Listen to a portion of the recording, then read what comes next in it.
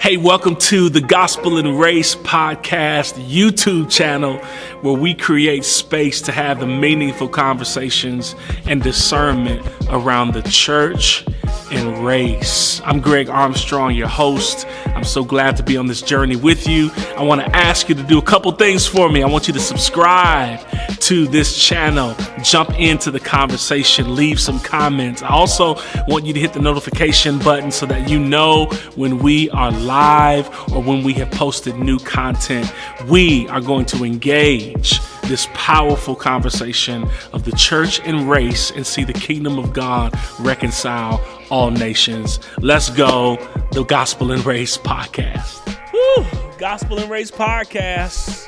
Man, welcome back, everybody. I am hyped about what God is doing with this podcast and this platform. We have been, I was just laughing with you, Sam. We've been talking about white people, black people, Hispanic people, Latino people, Mexican people. And that's what we've been doing. The purpose of the podcast is that we can create space for the church to just very authentically talk about race, injustice, the hope for the multi-ethnic church. Because y'all know what I believe. I believe the hope of the church in the future is the multi-ethnic church.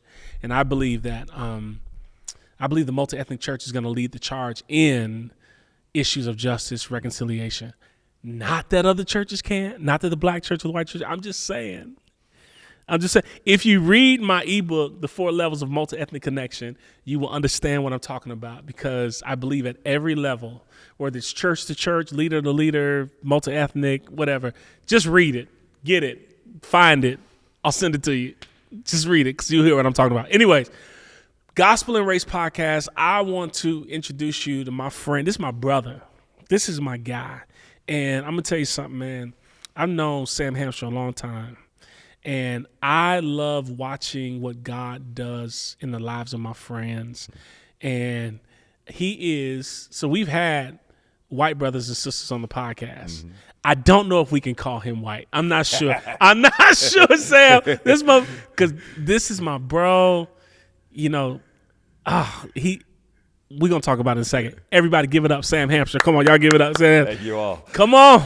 Pastor of Anthem Church in Hammond, Indiana. How you doing, bro? Man, blessed to be here. I feel like I've made it, man. Being on this podcast with Pastor Greg Armstrong. Get out of here. Love what God's doing in your life. Love being in this room with you. I'm honored to be here, brother. Bro, I'm glad you came here, man. Like God's been doing a work in our ministries and in our lives. You've been out at our church plenty of times. Yes. Renew Love, Sam Hamstra. Y'all been a supporter of us, and we just love and honor you, man. So you always been on the list. Thanks, man. We had to get you out here, man. I always love being here. Come on, man. And you're pastoring in Hammond right now, and I want everybody, and love to Taylor. Yes. And the new baby. Yes. And your son, who's out. What position your son play in football? He's on the line right now. Tearing it up, offense and defense. I see him. He's a dog. Yeah, we're getting after it. But you guys have a beautiful family, and God's just been a gift. Just tell us about you. Give us your upbringing. Help the people know. So to make a long story short, I grew up in the Christian Reformed Church. Yeah. With Dr. Sam Hamstra, CRC. Jr., Christian Reformed Church. Most of my upbringing was in South Highland, Illinois. Grew up in the time is called the White Flight. Yeah. That's what I call it. I don't know what everybody else calls it. So our neighborhood goes from being pretty much all Caucasian to pretty much being all black in a year. Yeah. And so I grow up going to high school with all white people, going to church with all white people, and being on the block with all black people. So I didn't know that is what happened with y'all in South Holland. Yeah. And so they really kind of marked my heart for all people at a young age. So that was my teenage years, experiencing kind of a lot of racial tension at a young age. So saw a lot kind of transitional time in South Chicagoland, and seeing kind of how the church operated through it, seeing how cities and communities navigated through it. It was a pretty unique experience, upbringing.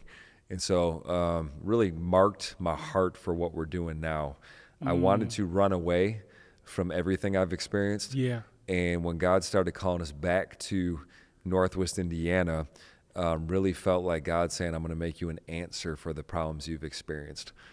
And so that's kind of the heart of Anthem Church. was we felt like God brought us to this region to be an answer to something we haven't seen anybody else doing in our region. You know what? It's funny you talk about the white flight, because I think you're right.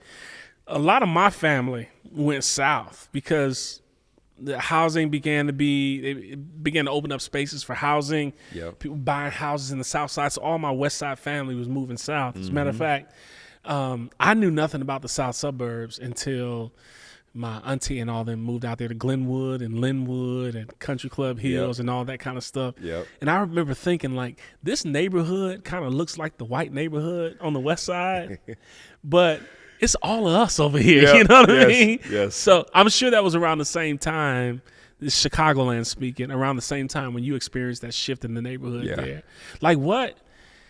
Like did you all continue going to a Christian Reformed church? Yeah, so I was in Christian Reformed Church. My dad, Christian Reformed pastor, and kind of a unique experience though, because I know you worked with my father for a while. And come on, here's your dad. Every time I think of your dad, you thought I was worth say. Every time I see him, he just busts that out. Yes, he loves that. He song. sings nothing but gospel music. Loves that song. I love Sam Hamstra. Yeah, so I was in the church, and then my dad took a chaplain job at Trinity Christian College, and part of his chaplain thing he was doing is taking students to different churches.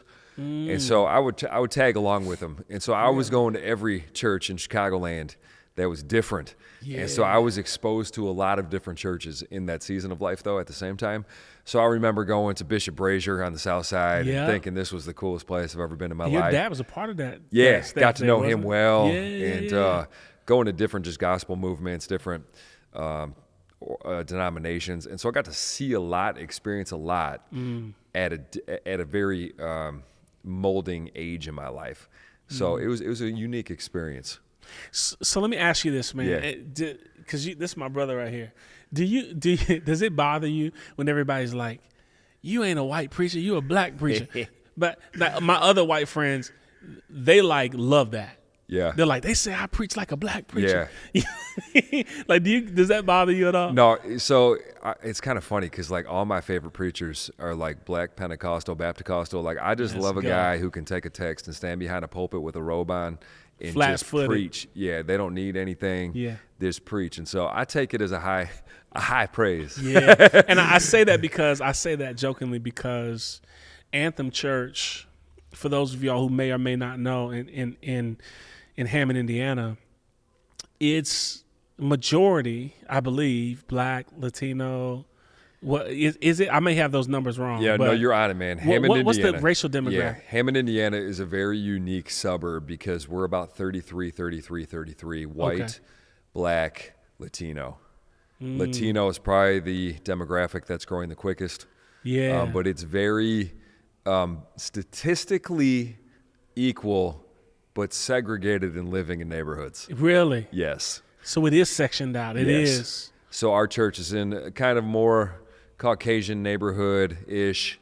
Then there's the African-American part. Then there's the Latino. And then all of the suburbs around it all have their unique flair as well.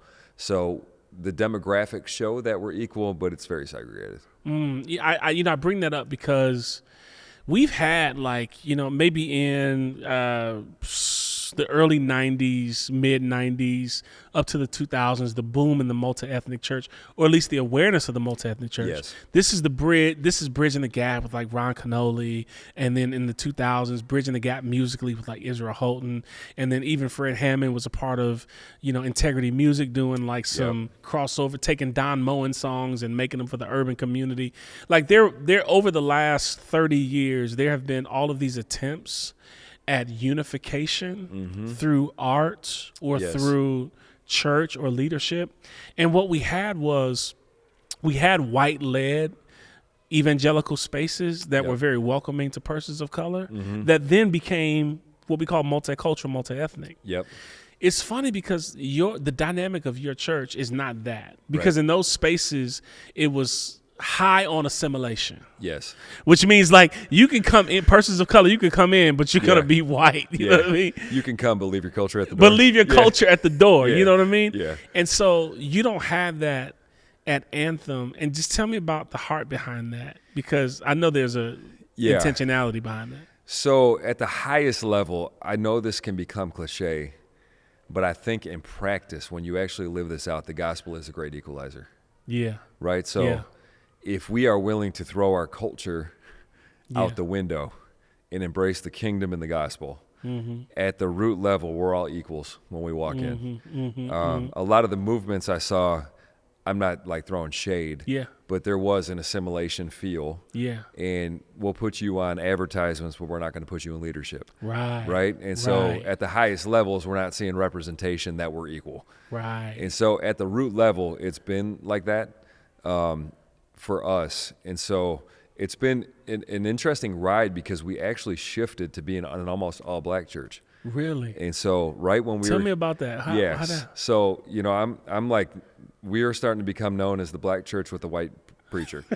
that was like starting to become the anthem story. Like, and so. By the way, let me interject on this because I think people should know, because I've known you a long time. Yeah. Sam is not the white guy trying to act black. Yeah. Sam has lived in a community of persons of color and naturally has cultural nuances that you have learned and embraced in mutuality. You haven't given up being who you are. Yeah, right. But you're not, you know, there's some guys that's like, I'm going to act like this so I can get that. Yeah. So y'all became black. Yeah, so funny story. I have a biracial son, you know, and he told me one day, he goes, Dad, you're the whitest black guy I know. And like my son said, I was just that's kind of funny.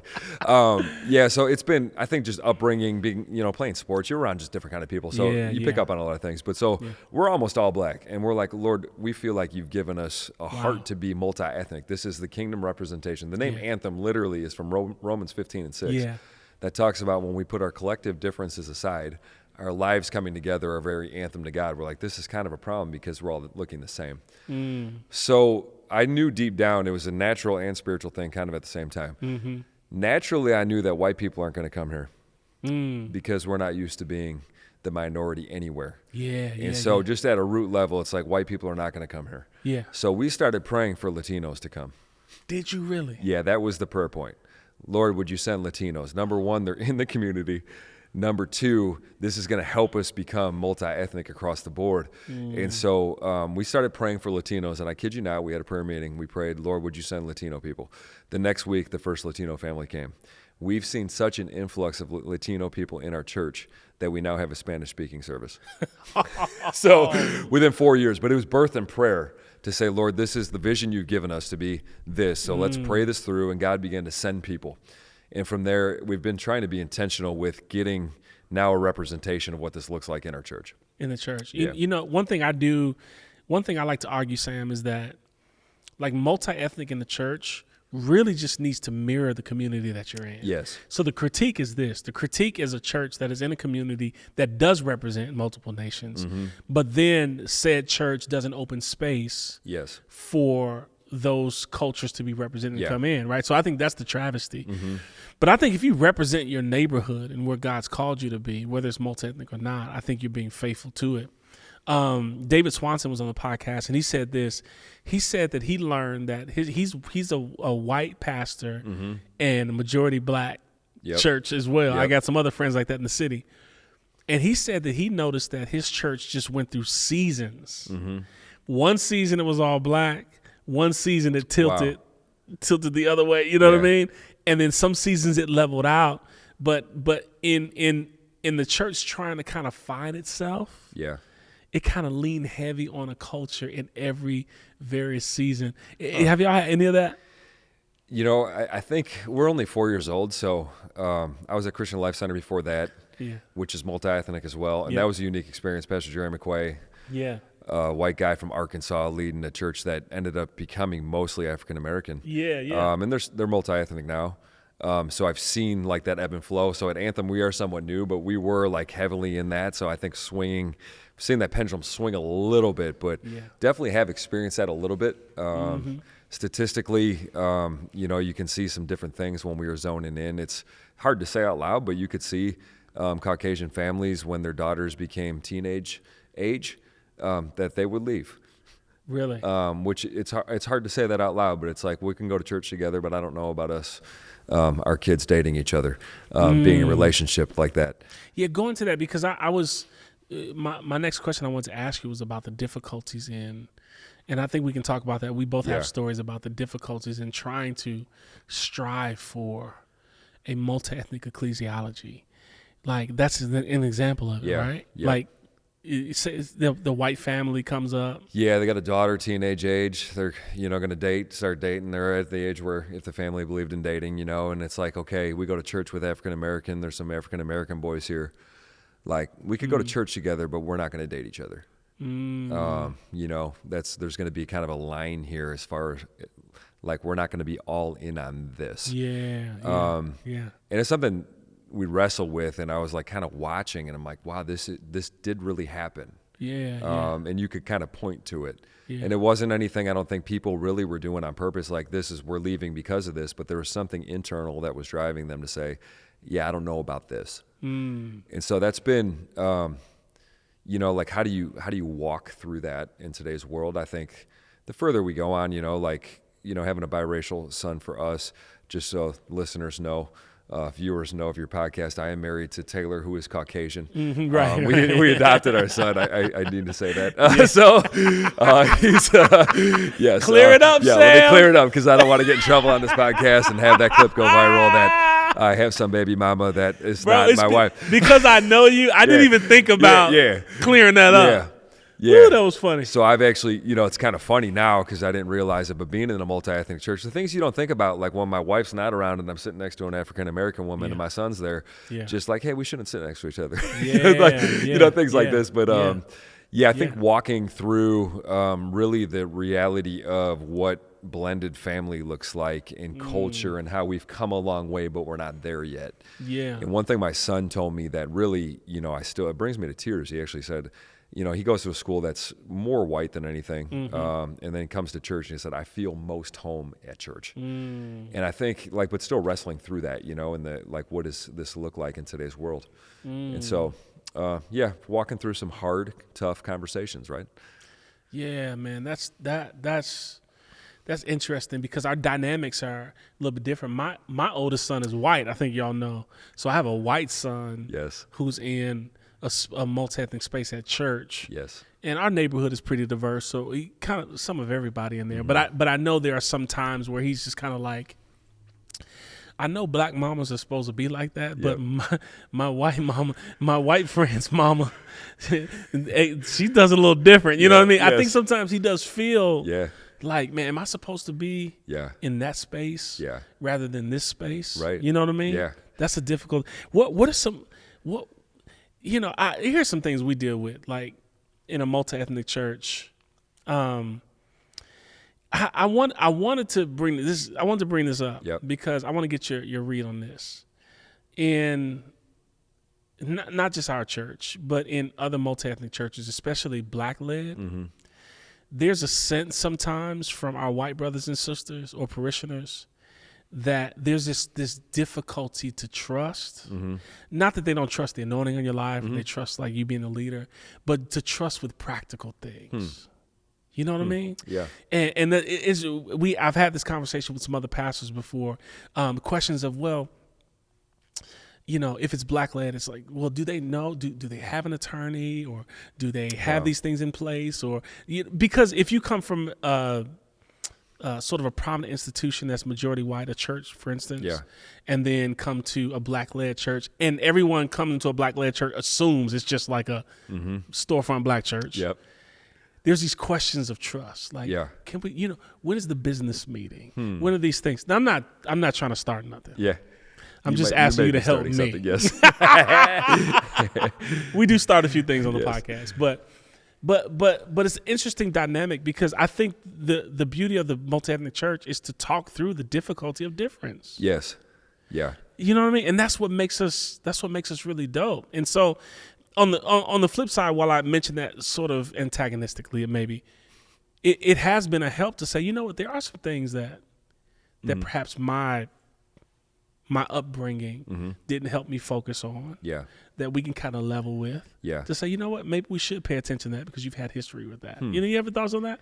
So we're walking through this right now. We're getting ready to do a building campaign. Yeah. We're getting ready to start another location. Come on, church. So we're walking through some big financial conversations. Yeah. And we're starting in closed rooms. We're bringing this to the church. By the time this Yeah. airs, the whole church is going to know. Sure. What I'm finding is some people, and it is, if I had to paint a picture, it probably is African American families have had experience in churches where they've seen stuff that I would probably call less than integrous coming from leadership. Yeah. Yeah. I just saw in the newspaper. I don't know if you saw this. I try not to laugh, but it was real. A pastor just got indicted for taking COVID funds and buying a Tesla. Did you see that? I saw that, yeah, bro. That's messy. Why did you buy a Yeah. Tesla? Why'd you buy a Tesla? I'm going to tell you, if I'm going to commit fraud, Yeah. Right? I'm not buying a Tesla. Yeah, not a Tesla. Yeah. Get one, something different than a Tesla, right? Lord Jesus. Yeah. And so I think like. I'm not promoting fraud. Yeah. I'm just saying if I were to commit you might fraud. have to clear that up. Yeah. No. Our audience knows it. We act like this all the time. Yes. If we were to commit something like that, there'll be better ways to. Yeah. All right, we're done with that. So I guess if I had to paint a picture, the people that I know, I'll say from my experience, that talk about some stuff that's happened in church circles that may have come from African American churches they were part of. Not saying stereotyping, not saying anything like that. It's just been based on personal experience. So I think maybe sometimes there's some stuff to undo with that. Okay. I'll say conversations I've had with some pastors that I know, just practices that we've embraced at church, such as we publish our year-end. Here's our budget. Here's where we landed. Here's where all the money goes. They'll ask just questions on like, hey, how are you guys seeing some of this? And I'm like, well, we lead the way with transparency. They're like, that's crazy. You can't do that. I'm like, well, we are doing it and we're seeing fruit because people are actually intelligent. You know, and so. And people have been hurt. Yeah. They've been burned. Yeah. Right. And so walking through some of that, unlearning some things. And so I think some stuff is very rooted in personal experience. Yeah. And having to embrace that a little bit to say, some stuff we've seen in the church. And it definitely is not just in African American churches. I mean, there's some, absolutely. White churches stories I know, man, it's just on a whole nother level. From bro. Latino. I mean, across the board, right? But it's we're all broken humanity, bro. Yeah. We're all broken humanity. Yeah. We're all trying to figure it out. And I think in multi-ethnic spaces, when we don't have experiences with other cultures and have assumptions. I was talking with, we had a podcast with Pastor Paco Amador, and I was telling him about, he's Mexican, born in Mexico, been here 30, 40 years. I didn't know that the Mexican culture had like racial identity issues with black people. That a Mexican friend of mine said, "Yeah, man, we were really taught that black people have a certain hue about them." Can I press on that real quick? Yeah, please. I didn't know this either until we started seeing Latinos come to our church. I'm like, oh wait, now we're not dealing with black and white. Now we're dealing with Latino people, and black people got certain preconceived notions. And then even within Latino community, Dominican, Puerto Rican, Mexican, they don't, now they got stuff. I'm like, okay, now we're wading in the deep end. Right. So I've seen that now. That like racial division, even within the church, is much deeper than black and white. That it extends into other cultures. And I think what we concluded on that podcast was that it is the spirit of the age that is here to polarize at any cost. You know what I mean? And I believe that spirit of the age, or that spirit of polarization, is out for multi-ethnic congregations, out for communities that are trying to press in, and that we are more comfortable with polarized tribal systems than we are with trying to deal with the messiness of it. And I like to call it the messiness of multi-ethnic, because the reality is, like, our church is trying to figure it out, right? Like I brought up that one example, but then also sometimes I'm on stage preaching and I'm like, oh man, I got loud there. They're gonna stand out in the hallway, or it got crazy here, or it was too relaxed. It was too chill. Right. And then the black people are like, yo, when we gonna have church? You know what I mean? Like, cause all these cultures are represented. I think different from your church. Like, we got Asian folks in here, we got white folks in here, we got all kind of, and we're not trying to play to any culture. But because we try to have our leadership kind of lead the way in these various cultures, sometimes it's difficult to try to reconcile everybody. Yeah, it's hard. You know, especially on a Sunday morning. A Sunday morning, it's difficult to reconcile everybody. Yeah. And where we're really seeing this is through like small groups and table fellowship, right? The difficulty of getting people together from different ethnic backgrounds to try to figure it out. All right, this is a repeat because we talked about this several podcasts ago, but this you'll like this. Okay. So like, we're like discipleship is absolute, needs to be the engine of any church. Yes. Right? Don't 100%. Have a church without discipleship. Yep. So let's get together in small groups. We call them table fellowship. Yep. All the black people are like, I don't want to go to anybody's house. Yep. Because y'all got cats. Yes. And dogs. Yes. And you didn't cover the food up. Right? So we had this whole hygiene issue with like the black people at our church. I never heard that part of it. Yeah. Okay. Oh, yeah, bro. Oh, it's a real thing, man. It's like, you going to put the dog up? Wow. It's like the dog just walked past the table. Yeah. Right? So that's the thing. All white people that come to our church, not all, because I love y'all. Yes. But most, the first thing they ask is, when are the small groups? Correct. Yeah. Very programmatic. Yep. Like, when are the small groups going to happen? Like, what day? Like, where can I sign up? All the black people, when we had a block party here a few weeks ago at our church, and we just took over the back parking lot. Black people started pulling out jump ropes, turning the music up, and cooking more hot dogs. I mean, we are partying. All the white people left in like 30 minutes. I was laughing with the church about it the following Sunday. And our people stayed here till like 3 or 4 o'clock. Yeah. On a Sunday to Sunday basis, you know, our black people hang around here and we'll say, hey, you want to go eat? Let's go eat. Yeah. That's our small group. Yep. So that's where we're seeing some of the messiness of multi-ethnic trying to enter into discipleship where cultural differences that's good. Are and just, hard. Do you guys see any of that? Yeah, I'm asking this question right now if it's more socioeconomic than it is racial. And that's been a wrestling point. So, for example, you know, I grew up in a time in church where it was like, it's summer, nobody goes to church in the summer. Now, let's press on that a little bit. The reason they're not at church in the summer is because they're vacationing or they're at their second home.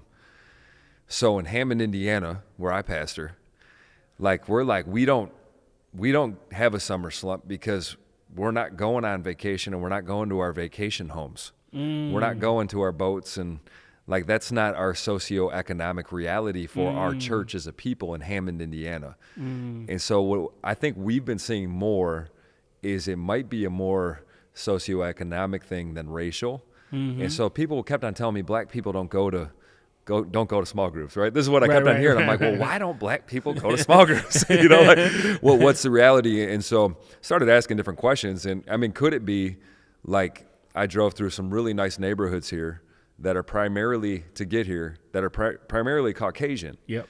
And the houses are massive. And so, you can have a whole almost large group in your home, right? And where everybody can sit down on your massive couch in your finished basement, compared to some people that grew up in the hood. And, that's right, bro. And now we're at a block party, and this is what's comfortable to me because this is the way I grew up. And so, spot on, bro. Yeah, so I've been pressing a little bit more on some stuff we hear I don't think is racial. I think it can be, but I think it is more has to do with socioeconomics. You know, you bring a buddy of mine, Mike Moore, brought up the same, he's a white dude. Yep. He brought up the same explanation for that. He said, well, his thing was, you know, hey, white people, we've always had homes. Yeah. And he said, and he's been attending a majority black church in Lawndale area. And he says, you know, the black people, which it's racial, but it's socioeconomic. I agree with you on that. He was saying, like, I don't want to invite anybody over here. Yeah. You know, in that context, all black people don't have small homes. Yep. But just the concept of, I don't have room to invite people over here. Right. Or I don't want to invite anybody to this neighborhood where I got to like walk you to the car and walk you back. Yeah. And he said he just felt like from where he came from, we've always had homes. We've always had people over. Yeah. We've always hosted people because we've always had nice things to do that with. You know what I mean? Yep. And so he saw the same sort of tension between how we disciple one another and where that happens. Yep. What we did was we just said, we just tried to open more space at the church. That's what we did the same thing. Did you? And we saw, the kind of the lid removed a little bit there, right? Like, here's a safe space to gather.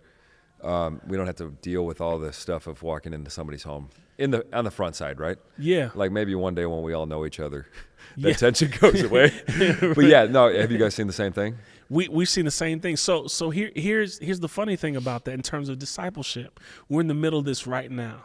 So we're learning from one of our pastors, Dave Fitch, who's a white pastor at our church, who is really trying to help us press into like home fellowship in the home. Yep. And he's like, everybody come to my house. Yep. And the funny thing is like, he's like, I think all the black people don't want to come over to old white guy's house. I'm like, well, I'm not gonna say they're wrong. Yeah. I'm not gonna say you're wrong about Yeah. that. But that's a racial dynamic, right? Yeah. But here's what we learned. We started in our VBS. We started doing a Bible study on Wednesday night. Yeah. Old school, classic Bible study. I mean, it's the oldest in the playbook of church. Yep. And so I lead that. I extend what I was talking about on Sunday on Wednesday. A lot of the black people are like, I want to go Bible study. Yeah. Because I want my pastor to teach me the Bible. Yeah. This is like a learned ecclesiology from the black church. Yep. Like my pastor is my shepherd. Yep. He teaches me the Bible, or she preaches the gospel, and I come to learn from them. And there is an honor and an esteem in that. And then our white brothers and sisters, they're like, yeah, but we rather just sit and talk with one another. Yeah. Right. And so the dichotomy there for us is the black people lean more towards I'll come and learn. Yep. And the white people and other are more so like, well, why can't we just hang out? Yeah. And then in response, Yep. the black people are like, well, we hung out 3 hours after church on Sunday. Yep. And y'all went home. Yeah, you were chilling. Somebody help me with this multi-ethnic church. Yeah. You know what I'm saying? I do, and I've been asking a lot of questions, right? Because have you found this, like, within ethnicity, how different weddings and funerals are even? Bro. So, like, within ethnicity, how different titles are in church. Bro. So I just been asking all these questions, right? Like funerals. Like you go to a white funeral, we're not reading the obituary. But nobody ever bothers to ask why we're reading the obituary at the African-American funeral. Right. And it's rooted in context, Yeah. right? That only one person could read because of history. Yes. And so, but like these are things we just never get together and talk about. But ain't that dope? I mean, yeah, and it's amazing. Like when you really press into it, and titles in church, right? I mean, the AME church starts because white Yep. people didn't open up space to Yep. bring justice into the church. Yep. Now the black church starts, and Yep. and this is the place where African Americans can hold a title in a culture where they can't have a title. And I think this is Exactly. still translating into today's world to say, I'm going to come here from a pastor, and the white people are like, let's just sit in a circle and kumbaya. Right. You know? Bro, that's Yeah. bro, learning the history. Like Yeah. sitting down learning that history. Yeah. By the way, I'm not saying I want to do funerals, but I've done some white funerals. Yeah. 30 minutes. Yeah, man. It's yeah. You want to call me? Yeah. And then the black funeral is, we just got done from last week. I was at a black funeral, and it's for one of my friend's dads, and Oh, Jesus. it was great, man. They had the 3-piece band, and all of a sudden everybody started shouting, and I'm like, this is the coolest funeral I've ever been to. And in a white funeral, it's like, there's 58 minutes. Why are we still here? So yeah, the context of all this. Dude, I had a white family I went to do a funeral for, and it was just like, I walked in. I was like the only person to do anything. Yeah. They're like, Pastor, what do you want to do? I'm like, well, where's the program? They're like, no. Yeah. Yes. Like, you tell us. I'm Yes. like, okay, how much time I got? 30 Yeah. minutes. I Yeah. said, for the whole thing? Yeah. They're like, for the whole thing. I'm Whole like, thing. what is this? Yeah. I go up there, start with a prayer, read a scripture. One person like gave some remarks, and I spoke for like 10 minutes, Yeah. and everybody went to eat. Yeah. I was like, it was my first like, Wow. Yeah. and I grew up in a black church, black funeral. We ain't starting on time, and then we gonna shout. Yeah. We ain't leaving here until we shout. Yeah. And we gonna You better dance. shout. Yeah. And we gonna sing. Yeah. So and so gonna do a solo. Yeah. And cousin Poogie, Yeah. he gonna come do a solo, and we'll be out of there 2-3 hours later. Yeah, isn't it amazing? Because Come on, my Garrett. first African American funeral, I'm like, man, this is like, I felt like I went to church. You do. And it was like, wow, we celebrated life, and then it's just a different context, right? And so context, man. I think learning that through discipleship has been enlightening. Like, okay, I like to think we're all big on discipleship. I know we both are. So right. But yeah, what does that look like in the multi-ethnic space? That's been a challenge as far as that midweek component, though. Is a wrestling point. We've had a hard time getting groups off the ground. Yeah, it's been difficult. But you know what? I believe, though, if we can, and I have been teaching this, bro. So outside of all the discipleship and small group programs, and I believe that the only way to racial unity really is the table. Yeah. So one of the things that we're trying to do is get people to the table. Yes. Especially a multi-ethnic table, because the table is the place where you can sort out difference. Yep. One thing we're trying to understand in our church is how do we create a playing field where I can actually be vulnerable with you in a space where we can actually sort out difference. Yes. Because if we take time to sort out difference at the table, then when culture erupts with disparity, we then have a different relationship to actually go in on that with. You see what I'm saying? Yeah. So this is a high level methodology. I believe, though, long term, if me and Sam can just learn together and hear together and talk about, like, here's how I feel during the election, here's how I feel during Floyd, here's how I feel, here's how you feel during whatever. Then when culture erupts with antagonism, it's no longer me saying, hey, would you come along and help me? Right. It's like, yo, of course I'm going to be there because we've been at the table together. Yeah. You see what I'm saying? Yes. So I think the table, to steal from Dave Fitch, but the table of reconciliation, which doesn't happen on Sunday morning. Right. It doesn't happen during a midweek service, but it happens in intimate spaces. I'm trying to get our church to lean into that. Yeah. Because that's where I think change is going to happen. That's so good. We just finished a 4-month walk through the book of Acts. And you see how important the table was in the early church. Yeah. Right? And we were wrestling with that. And I think a question we started asking was, communion at a high level was the table. Can we bring that methodology, the covenant, right? I mean, Holy Communion, even into Sunday a little bit to at least begin that conversation. Yeah. We're eating together here first. So we just started kind of dabbling in that a little bit, because when you walk through the book of Acts, they're walking through the same issues, right? Same thing. Same thing. But they were at the table together, breaking bread together.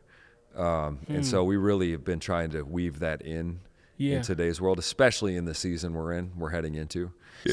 Question for you, man. I haven't talked to you about this, but I wondered, what pressure did you feel like around when George Floyd was killed? Yeah.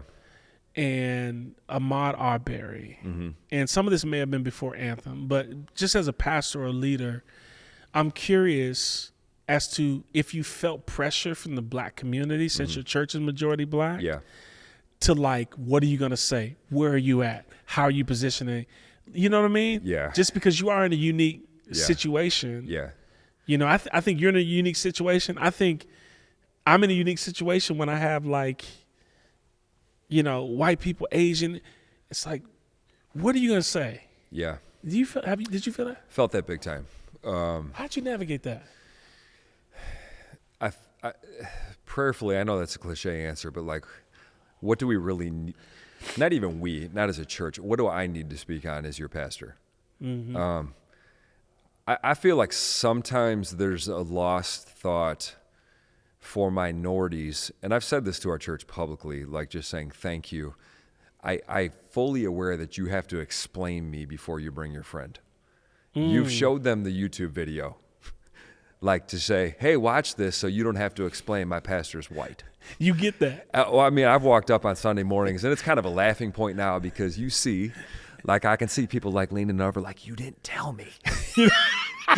And so there's always this tension, right, in the front side of any sermon, like, because, I mean, our worship can lean this way, or we can go this way, and everybody kind of leans this way, and then I get up and they think, you know, I've had people talk to me at funerals like they've come to officiate a funeral at our church, and they're talking to me like I'm I'm on the facilities team. Yeah. And then I get up there to do a part of it, and they're kind of like, oh my gosh, just because it doesn't make sense. Right. And so I think on the highest end, I'm aware that people probably have to explain me already.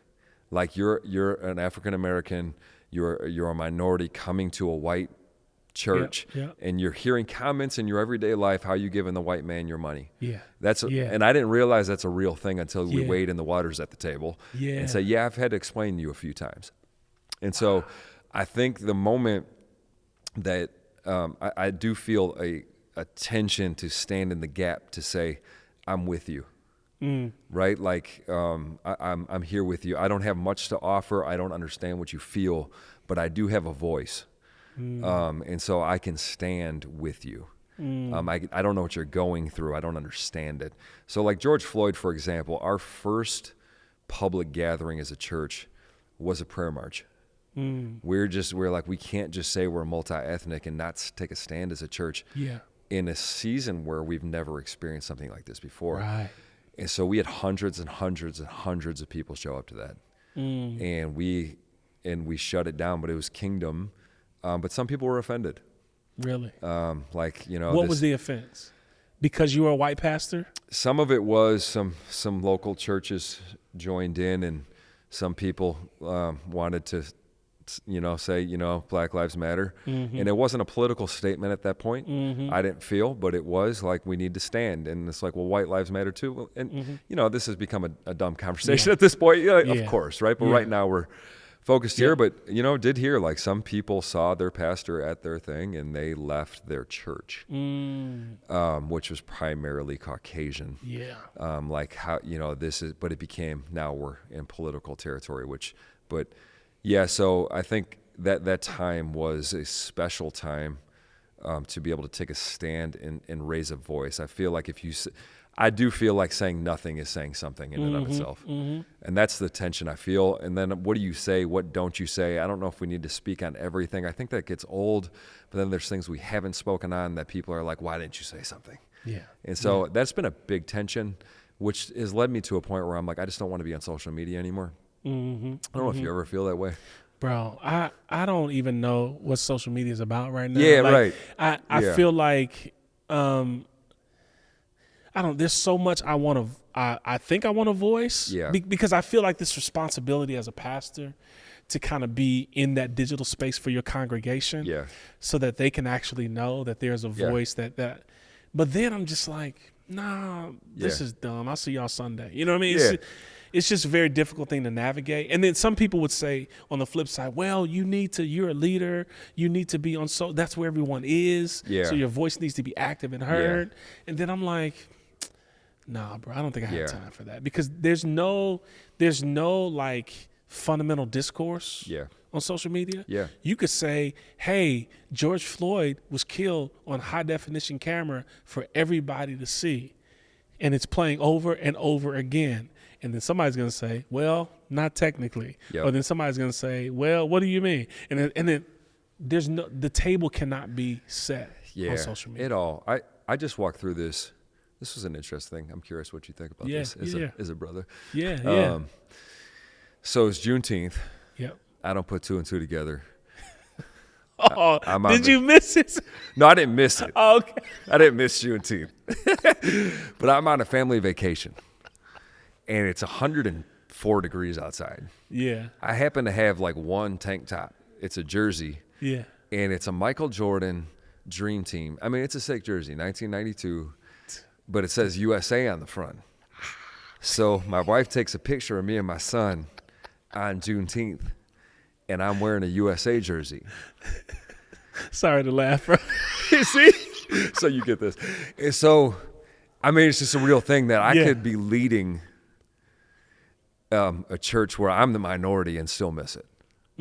Right? And this is something. So I get a call from somebody. I'm grateful that they call me. I said, Pastor Sam, I know you. Like, are you trying to make a statement? I said, I'm trying to make a statement that I think Michael Jordan's a good basketball player. That's like a sick I bought jersey. The jersey. But like, what statement? Like you're not standing on Juneteenth. And I'm like, man, I'll be honest, and I feel awful saying it. I didn't put it together. And it was pure ignorance. However, it caused offense. And it was like, man, I just don't know if I want to wade in these waters of social media anymore, because you do something that is completely pure, but it's read the wrong way, which I could see by the laughs, it probably easily read the wrong way. Yeah, man. I think on Juneteenth wearing a USA flag type thing. Bad idea. Bad idea. Yeah. But I don't think that's a reason for you to like not be on social. But I do think it plays into what the cultural antagonisms are. Yeah, man. Like and I'll be honest with you, bro. There's some things I don't post because it's going to be interpreted a certain way or it's going to be seen a certain way. Yes. And sometimes when you don't fully know, it's just so tender right now. Yeah. You know what I mean? That I think with you, I think the issue that people may have saw with you was because you lead the majority black church. Yeah, absolutely. Right? So it's like I already got to explain you before I bring my friends. Correct. And now they're going to ask me what's going on with him. Yep. But that's something. There's some things that you're not going to think about. Yeah. And it was the wake up call to, the more people you reach, the more you got to pay attention. The more you got to pay attention, man. Yeah, man. The more you got to pay attention. Yeah. I mean, there's certain things I would say from the pulpit. My wife would say, you can't say that anymore. You can't say that anymore. Yeah. And it could just be something it's just out of ignorance or about another culture. Yeah. Or about saying things a certain way or about you just like, but all in all, that's a part of, though, in my opinion, that's a part of the beauty of the messiness of multi-ethnic church. Yeah. And to be honest with you, I laughed at that situation, but I actually am grateful for somebody who called and said, me too. Bro, here's how that's translated. Yeah. No shade. And I know you, because that's what I would say to you. Yeah. Bro, I know you. Yeah, and that's what she said the same thing too. And she's like, I know you. And the environment she comes from is a majority black upbringing. Yeah. So I'm, so it was like, let's talk. And I was like, man, this is what I'm talking about. That's dope. Yeah. And so like, I feel like when you can get to the level of relationship with people, now we're winning. Yeah. Right. Yeah. Where we're not making crazy assumptions, but man, this is too good. All right. I want to end with this. What is your hope for the multi-ethnic church? Like, what is your hope? Like, do you, me and Theon Hill was talking about this. Is this going to work? Right? Yeah. And what is your hope for it, and what do you see? How you see we moving forward? My hope, I'd probably go to kingdom like quick to say, I do believe multi-ethnic is a reflection of the kingdom. Yeah. So at the highest level, I think that it will work because this is what God has for us, right? Like when we get to heaven, every tribe and every nation, the beauty of all creation. And then to take that backwards, I hope to see more and more people like us who are willing to embrace what this could look like in communities where it's available. I'm probably going to tap in. Maybe I'm going to invite myself back for this conversation. Please. I don't like the fake multi-ethnic, that it's become cliche. And I hope that dies off where we're trying to become something that we ran away from. And I don't like that, and I hope that dies. The pure multi-ethnic church in communities where it's available, I do believe is the kingdom of God. Amen. And when people see that, they see Jesus. Yeah. And they have people walk into our church every week, and I think they have the same question: how does this work? And I get to point to Jesus and say, we have decided to put every difference aside, and we fly the banner in the name of Jesus, and nothing else matters to that level, right? Yeah. And now let's talk about everything else. Yeah. And so my hope for multi-ethnic church is that the pure multi-ethnic church we read about in the early church in the book of Acts, comes to life in the United States of America. My grandfather, if I was at my church growing up, this is where we get the altar call. Yeah. Will there be one? Sam, will there be one? Yeah. Would you like to give your life to Jesus? Yeah. Put the chair out there. Yes. This is it. Yeah. That's good, bro. Yeah. So that's my prayer, my hope for, and specifically in suburban context like we're in. Yeah. Like in the city, I found it's somewhat easier. In suburban, we live apart from each other on purpose. Yeah. And so let's bring it all together and see what God can do and point to Jesus all through it. Let's do this, man. Yeah, man. Look, Sam Hamstra, everybody. Yes. Come on, this is my brother, man. Yeah. And I'm so glad you revealed your story today, because I learned so much about you and kind of the inner workings of your pastoral ministry, you and Taylor, in the midst of the context that God placed you in. It's really, really dope. And we need it. We need these conversations for the gospel and race. It's going to help people. Yeah. And, man, we love you, dog. Yeah, love you. We love you, man. Love you, brother. Woo, Gospel and Race Podcast. Let's do this. We'll see y'all next time.